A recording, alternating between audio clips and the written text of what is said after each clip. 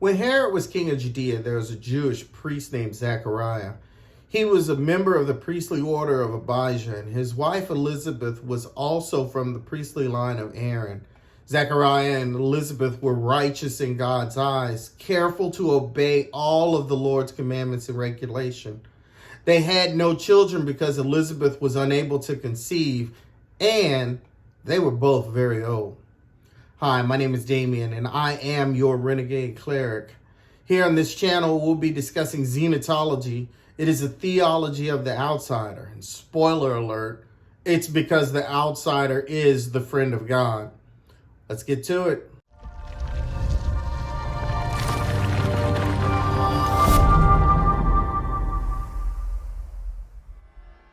In 2009, the BBC reported that the Romans appointed King Herod of Judea in 37 BCE, and he was very successful.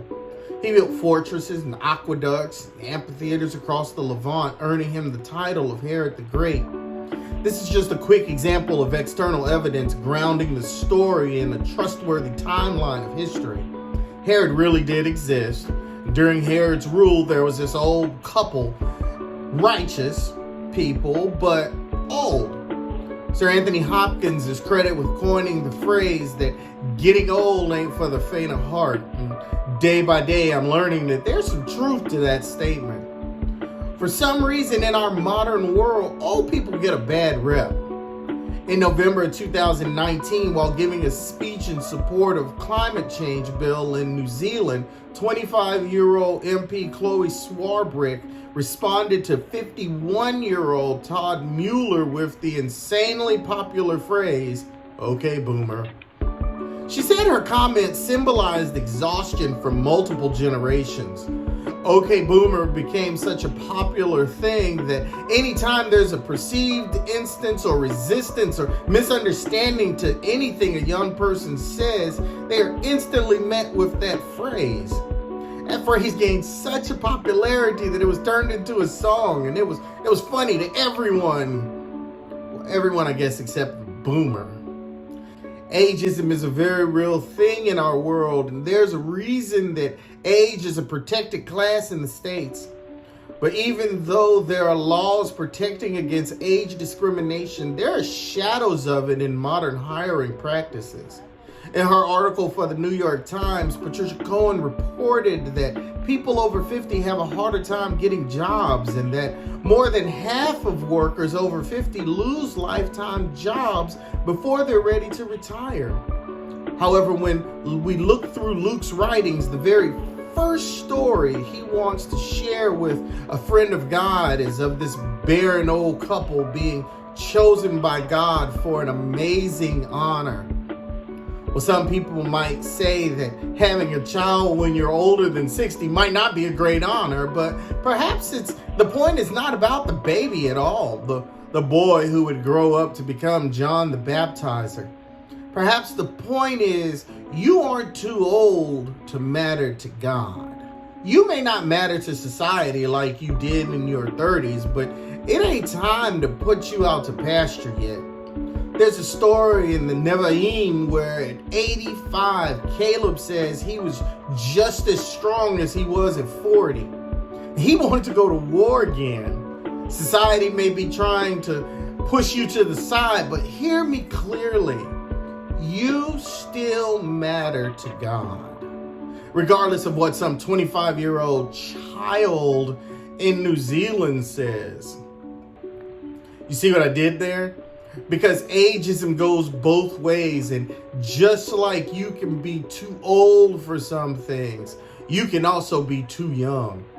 I remember I was serving as a chaplain for a hospice about 10 years ago, and an older minister in a meeting with representatives from different faith traditions told me that he had forgotten more things than I had learned.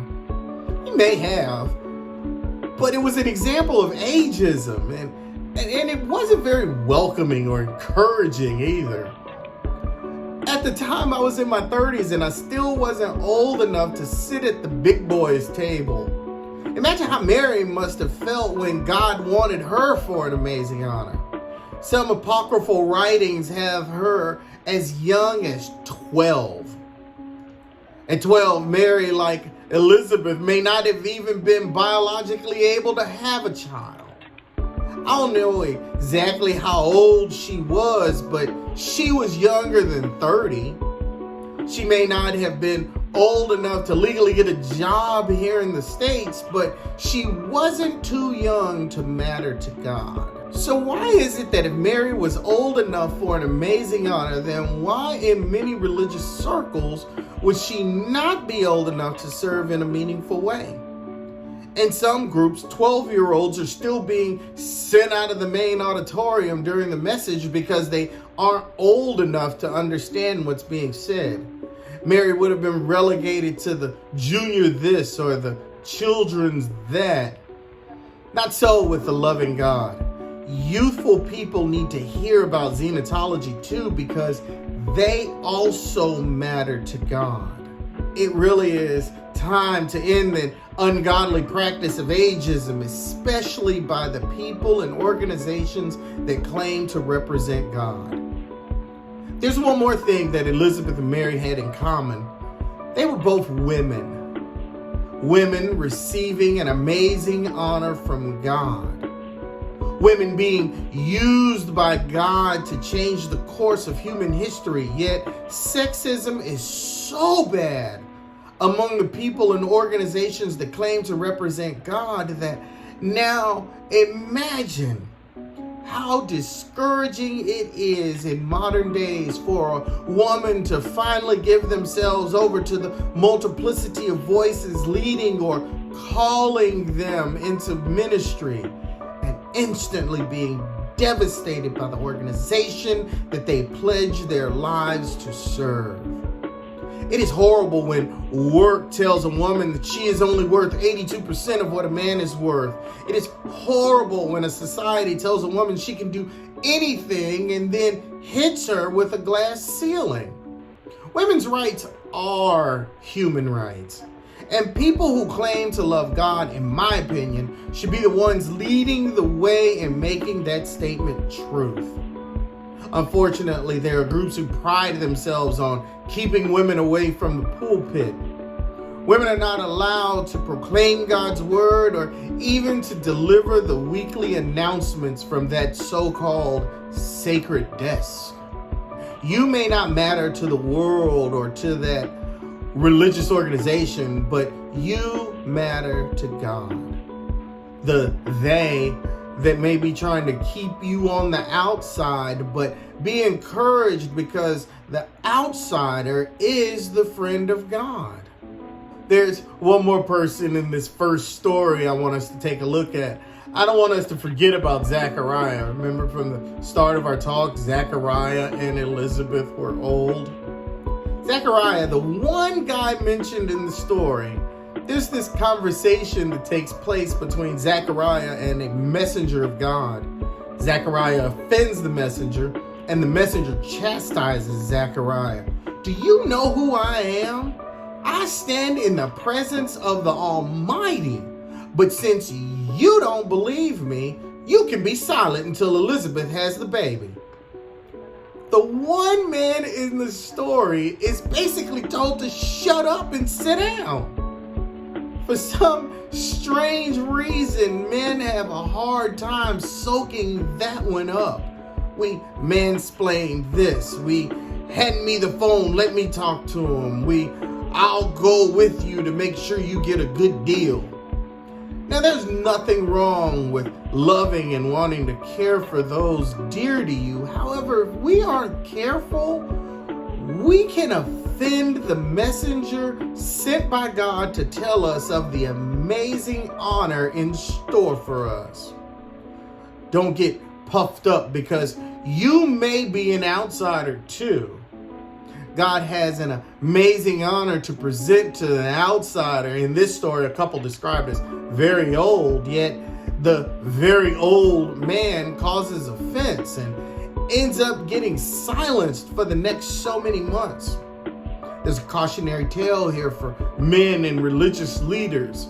Zechariah was actively serving God in the temple when the messenger told him about this amazing honor in store. It would be wise for us in leadership roles to exercise care when speaking to others so we don't cause offense. I think it's very telling that Zechariah was an outsider because he was very old, and at the same time an insider working in the temple. Maybe it would be best in our conversations about Xenotology if we avoid the urge to tell somebody who's an insider and who's an outsider. An outsider may look like they have everything together, but they still just don't fit in. So I have one simple question. Why did Luke want us to understand this story? Because women, the old and the young, are being treated like outsiders, and they need to know that they are a friend of God. And in our next video, we'll continue to look at the stories Luke felt were important for a friend of God to know and why. Until then, like, subscribe, comment. Stay respectful in the comments. There's enough hate in the world right now. Let's together create a community where unconventional thinkers feel safe to have an unconventional conversation.